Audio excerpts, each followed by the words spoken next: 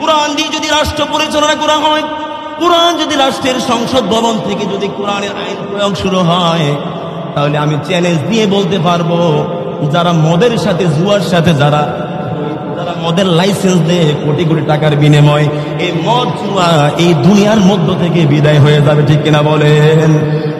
মদ থাকবে না, জুয়া থাকবে না। কোরআন যদি সংসদ ভবনে যদি কোরআন যদি বিচারালয়ে, কোরআন ইউনো অফিসে, কোরআন ডিসি অফিসে সর্বত্র যদি কোরআনের আইন যদি চলে, কোনো জায়গায় ঘোষ থাকবে না, দুর্নীতি থাকবে না। ঠিক কিনা বলেন?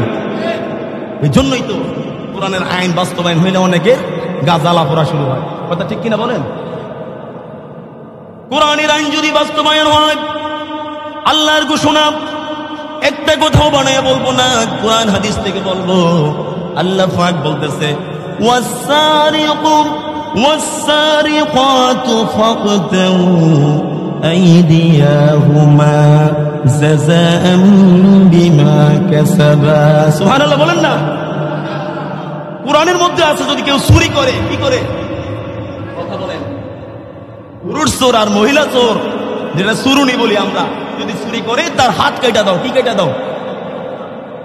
এখন আমার প্রশ্ন হলো আপনাদের কাছে, আজকে আমি আপনি এই ব্যাংকের মধ্যে টাকা রেখে নিজের টাকা উত্তোলন করতে গেলে ব্যাংকের টাকা পাচ্ছি না। তারা অসহায় হয়ে গেছে, তাদের সাথে কি আমরা ঝগড়া করবো নাকি? তাদের ব্যাংকের টাকা পয়সা স্বৈরাচারেরা সব লুট করে নিয়ে গেছে। ঠিক কিনা বলেন? কথা ঠিক কিনা? আজকে যদি যারা কোটি কোটি টাকা এই দেশ থেকে পাচার করেছে, যারা চুরি ডাকাতির সাথে জড়িত, যদি আপনি কোরআন দিয়ে যদি দেশ চালান, তাহলে একটা চুরিও বাংলাদেশে থাকবে না। ঠিক কিনা বলেন?